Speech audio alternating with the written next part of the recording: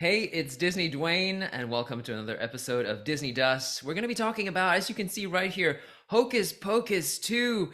If you thought this was a picture from Hocus Pocus 1, well, it's been 29 years and they return, and look at them. Just, it's like nothing has changed almost. And they are on point in their characters and their roles. We're getting more of it, and it is such a delight. I suppose, without even giving it away, I'm giving it away. You probably know that I'm probably going to give this a pretty high rating because I loved it so much. Hocus Pocus 2. I'm sorry, I'm blocking the other guy here. His name is Gilbert in the show. But for blocking you, I'm going to name you Sam Richardson. Thank you for letting me block you. But hey, you know what? You played a very important part as well. Let's dive into the story. If you haven't seen it, please go see it and then we'll talk about it. Pause this video, go catch it on Disney Plus. It's straight to video or straight to streaming. And wow, so many things to say. So this particular production has had several challenges coming back. The fans, I believe this is like the fans had so much to do with the return of Hocus Pocus 2, and in the right way too. Without the fans, this would not have happened. In fact, without the fans, Hocus Pocus 1, as mentioned by Aaron Wallace, famous author of the Thinking Fans Guide. I'm holding his book up here.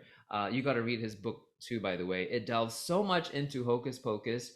Read that, watch the movie, and then watch Hocus Pocus 2, and then look out for what he has to say about it soon somewhere. I'll post a link. But in any case, what I was getting at is that Aaron has said that this movie was released outside of the season that it celebrates, Halloween, and critics gave it so much flack, and it basically was a show that was saved by the fans, loved by the fans. And this once again, the sequel is also something that the fans did so much to make happen, because actually there was going to be a sequel, and it changed creative teams and so much happened. These original cast weren't coming back either. It was going to be about some teenagers, and so they did release a book sequel that would have probably been the movie that we didn't want.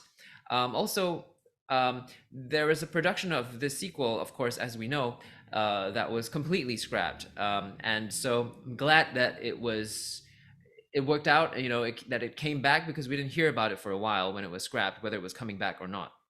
So all these wonderful things. Also, it's very scary because we didn't know what to expect with Hocus Pocus 2, or at least I didn't, and I was thinking, oh no, you're focusing on a group of teenagers, and it could go either way, right? It could be as good as sort of the Love Victor sort of treatment of teenage stories, which is really good, or it could skew into a sort of a High School Musical. Sorry to say, fans, or a sort of a Descendant sort of thing, which doesn't. It's very superficial. But what Hocus Pocus 2 has done is amazing.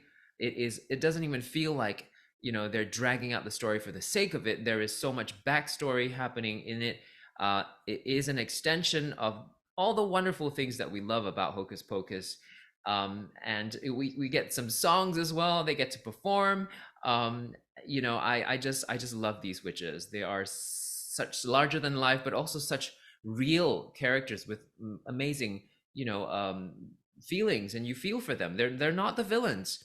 And I loved in a point in this movie where they even presented a different dynamic to where it's a possibility that you always see them together, but there's a possibility that they may not be together, and that is such a huge thing to think about, and it wakes everyone up, right, including Winifred. Is that her name, Winifred?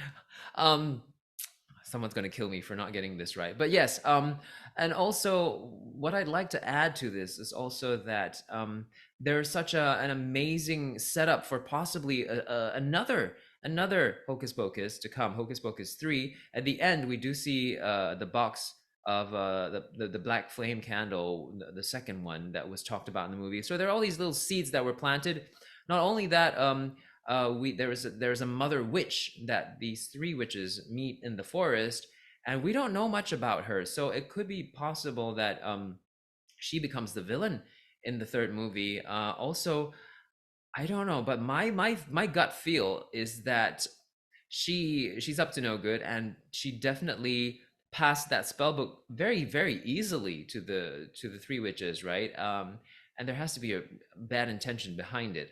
And also the fact that she told them not to cast the spell, that big spell, was not actually, she was using reverse psychology is what I felt. It's like, I'm giving you this whole book now, don't cast that spell. So I really feel that there is more significance to that spell, and that Winnie is in trouble, and she has to figure a way out of what she has done. She has to undo it because there is trouble with that spell and that mother witch. So it would be great. It would be so exciting if there was a Hocus Pocus 3.